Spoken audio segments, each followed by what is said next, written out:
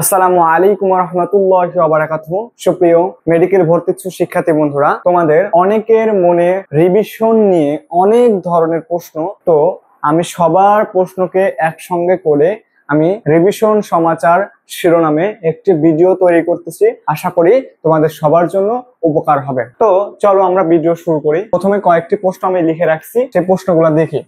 1 number প্রশ্ন হচ্ছে revision কি। তো আমার দৃষ্টিকোণ থেকে, আমি অন্য কারো কে কি বলছে না বলছে আমি কারো দৃষ্টিকোণ থেকে বলতে যাব না, এটা আমার দৃষ্টিভঙ্গি থেকে আমি সবকিছু বলবো। তো এখানে হচ্ছে রিভিশন বলতে আমি বুঝাই যেটাকে, সেটা হচ্ছে যা আমি পারি না বা যা আমি ভুলে যাই বা যে জিনিসটা ইম্পর্টেন্ট অথবা যে জিনিসটা আমার কাছে খুব কঠিন লাগে, সেই জিনিস যা পারি না, ভুলে যাই, কঠিন। এখন আমরা কি করি রিভিশনের ক্ষেত্রে গিয়ে সব ডিটেইলস একবারে এ টু জেড প্রথম থেকে শুরু করে সব দেই। তো তখন আমাদের কিন্তু সময়, যে ফার্স্ট টাইম আমরা যা পড়ি অর্থাৎ আমাদের প্রথমবার যে পরিমাণ সময় লাগছে শেষবারও কিন্তু রিভিশনের সময় সেই সময়টা লাগে। এইটা করা যাবে না। তাহলে রিভিশনের সময় আমরা কি করব, যা আমরা পারি না, যা আমরা ভুলে যাই, যা আমাদের কাছে খুব কঠিন, সেই জিনিসগুলো আমরা কি করব, রিভিশন দিব। তাহলে আমাদের রিভিশনটা কার্যকরী হবে। এবং মাস্ট বি সেটা হচ্ছে তোমার হচ্ছে দাগানো যে লাইনগুলো থাকবে, সেই দাগানো লাইনগুলোর মধ্যেই থাকতে হবে, তাহলে তোমার রিভিশন গুলো সঠিক হবে। এখন আসো, রিভিশন কত প্রকার। আমরা রিভিশনকে আমি ডিভাইডেড করি। একটা প্রকারভেদ হচ্ছে তোমার হলো কিভাবে দিচ্ছ সেটার উপর ভিত্তি করে, কিভাবে দিবা এটার উপর ভিত্তি করে 2 প্রকার। কি কি? একটা হচ্ছে ডিপ, আর একটা হচ্ছে কি সুপারফিশিয়াল। একটা হচ্ছে ডিপ আর একটা হচ্ছে কি সুপারফিশিয়াল। ঠিক আছে, এখন ডিপ রিভিশন কোনটা? ডিপ রিভিশন আর সুপারফিশিয়াল রিভিশনের মধ্যে আমি পার্থক্য বুঝাই। এই যে আমি মনে হয় একটা তোমাদের রিভিশন স্ট্র্যাটেজি নিয়ে একটা হচ্ছে কি বানাইছিলাম, যেটাকে বলে রুটিন ওয়াইজ আমি একটা রিভিশন স্ট্র্যাটেজি দিছি, তাই না? তো ওইখানে আমি হচ্ছে প্রথম যে রিভিশন দেওয়া হয়েছিলাম সেখানে হচ্ছে জুলজিকে 4 দিন রাখছিলাম, আর লাস্টের যে রিভিশন সেখানে জুলজিকে 2 দিন রাখছিলাম। তাহলে দেখো, প্রথম রিভিশনে আমি অনেক বেশি সময় নিয়ে অনেক বেশি ডিটেইলস এ টু জেড যা কিছু ছিল সবকিছু পড়তে বলছি।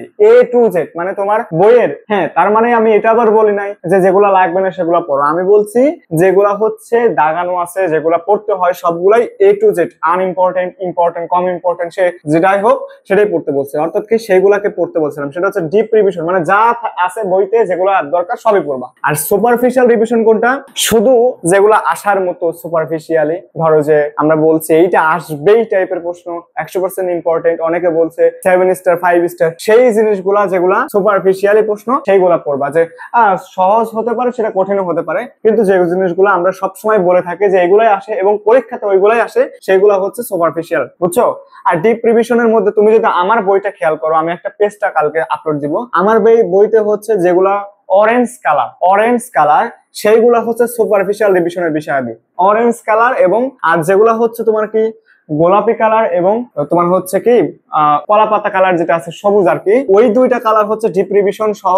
ডিপ রিভিশনের মধ্যে কিন্তু এই সবগুলাই থাকবে, সবগুলাই মানে ইনক্লুডেড। আর সুপারফিশিয়াল শুধু অরেঞ্জ কালারটা রিভিশন দিলে হয়, বুঝছো আমার কথা? এটা গেল হচ্ছে রিভিশনের প্রকারভেদ। তারপর আরেকটা রিভিশনের প্রকারভেদ আমার দৃষ্টিতে হয়, সেটা হচ্ছে কি মাইক্রো, আর একটা হচ্ছে ম্যাক্রো। এখন দেখো, মাইক্রো ম্যাক্রো বলতে কি বোঝাচ্ছে? আমি হচ্ছে প্রতিদিন রিভিশন দেব। একটা হচ্ছে আমি প্রতিদিন রিভিশন দিব, আর একটা হচ্ছে আমি কি করব, আমি প্রতিদিন রিভিশন দেবো না, আমার সবগুলা শেষ করে তারপর রিভিশন দেবো। অনেকে আছে না বলে যে তুমি প্রতিদিন ঘুমানোর আগে 1 ঘন্টা করে একটা করে চ্যাপ্টার রিভিশন করো, এটা কিন্তু রিভিশনের মধ্যে পড়ে। আবার অনেকে বলে যে না, আমি ওইভাবে রিভিশন দেবো না, আমি হচ্ছে সবগুলা চ্যাপ্টার শেষ করব, আমার বইয়ে যতগুলা চ্যাপ্টার আছে সব শেষ করে তারপর রিভিশন শুরু করব। আমি হচ্ছে এই রিভিশনের পক্ষে, মানে ম্যাক্রো যেটা, অর্থাৎ আমার যতগুলা অধ্যায় আছে আমার মেডিকেলের এ টু জেড সবগুলা চ্যাপ্টার আমার একবার করে মিনিমাম পড়বে, তখন আমি রিভিশন দিব। আর অনেকে আছে যে চ্যাপ্টার এখনো শেষ হয় নাই, ও কি করতেছে প্রতিদিন ঘুমানোর আগে একটা করে চ্যাপ্টার, যে চ্যাপ্টার গুলো আগে পড়ছে সেই চ্যাপ্টার গুলো ও প্রতিদিন একটা করে চ্যাপ্টার দেখে ঘুমানোর আগে, বা যে কোনো সময় একটা টাইম নির্দিষ্ট করে নিয়েও দেখে। এই যে এই রিভিশনটাও কিন্তু হয়, কিন্তু আমার কাছে আমি বেস্ট মনে করি এই রিভিশনটাকে। হ্যাঁ, তুমি দিতে পারো, যে যেটা পারো, যার কাছে যেটা ভালো লাগবে সে দিবা। তাহলে আমরা রিভিশন কিন্তু এভাবে দিতে পারি। একটা হচ্ছে ডিপ রিভিশন, সুপারফিশিয়াল রিভিশন। এখন সুপারফিশিয়াল রিভিশন কখন দেয় আর ডিপ রিভিশন কখন দেয়? ডিপ রিভিশন দিবা হচ্ছে যখন এই যে এখন ওই লাস্টের প্রথম যে 20 দিন থাকবে এই প্রথম 20 দিনে তুমি ডিপ রিভিশন দিবা। আর সুপারফিশিয়াল রিভিশন কখন দিবা? যখন মেডিকেল পরীক্ষার 20 দিন আছে আর তখন তোমাকে খালি পাতা উল্টাবার দেখবা, ওটা আমরা পরে আলোচনা করবো ইনশাআল্লাহ। তারপর আসা হচ্ছে কি রিভিশনে কোন সাবজেক্টে কত গুরুত্ব দিব। এটা আমি বলবো যে তুমি মার্ক ওয়াইজ দিবা, মার্ক ওয়াইজ অর্থাৎ কি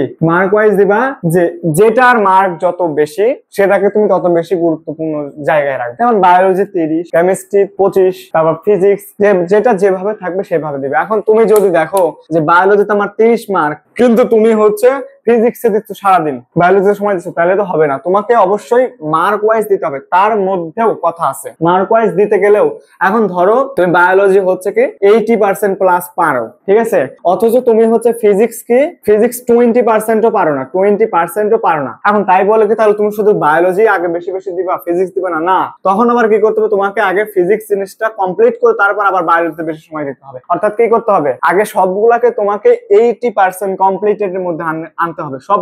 সবগুলা সাবজেক্ট আমার এরকম চর্চায় থাকবে যে আমি 80% পারি, যেখান থেকেই প্রশ্ন থেকে আমি 80% বা 80% প্রশ্ন পারি, এরকম টাইপের যখন হবে তখন তুমি হচ্ছে সিরিয়াল ওয়াইজ একটার পর একটা তুমি হচ্ছে রিভিশন দিবা, মানে মার্ক ওয়াইজ। কিন্তু তার আগ পর্যন্ত তোমাকে আগে সবগুলাকে একটা লিমিটেড ওইটার 80%, মনে করো ফিজিক্সের 80%, বায়োলজির 80% প্রশ্ন পারি, এইভাবে যখন আসবে তখন তুমি তারপরে এইভাবে দিবা যে এটা প্রথমে বেশি মার্ক, তাহলে এটা দেই, তারপর হচ্ছে কেমিস্ট্রি, তারপর ফিজিক্স, তারপর হচ্ছে যেটা যেভাবে থাকবে। ঠিক আছে, আশা করি বুঝতে পারছো।